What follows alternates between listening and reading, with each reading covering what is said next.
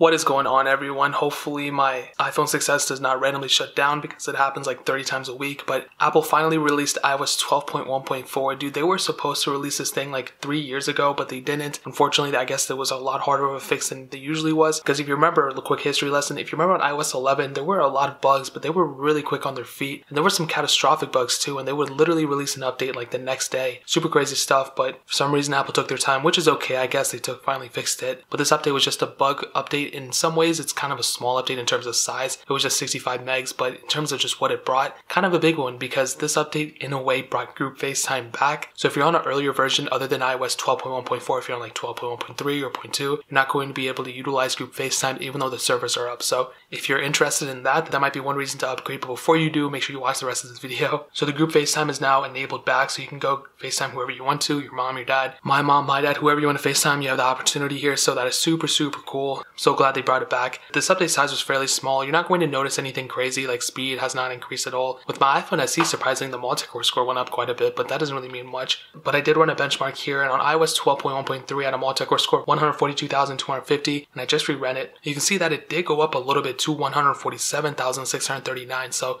it did increase a little bit, not a crazy amount. I mean, you probably won't even notice it, but at least it went up and it didn't go down, so that's a plus side of upgrading to 12.1.4. And for most of my devices, I didn't really see a memory increase or decrease when I upgraded. For like the iPhone SE, it went up just a little bit, so really not a crazy amount. You're not going to gain that much memory back, so not a big deal. So that pretty much covers that. I mean, if you're on like earlier versions, I would recommend upgrading, but what I will tell you is that if you're waiting for a jailbreak, I would really recommend staying where you're at if you're below iOS 12.1.3. Most likely, a jailbreak for that is going to come out within a week or two from now. I will have a tutorial on how to do that, but just make sure if you're between iOS 12 and iOS 12.1.2, stay where you're at. A jailbreak is coming within like literally like a week or two. I could be totally wrong, but I think it's going to be coming very soon. But if you're on 12.1.3, you might as well upgrade because a jailbreak is not going to come for you in a while. And most likely if a 12.1.3 jailbreak is coming, then most likely 12.1.4 is also going to be jailbroken. So yeah, oh, I almost on my phone.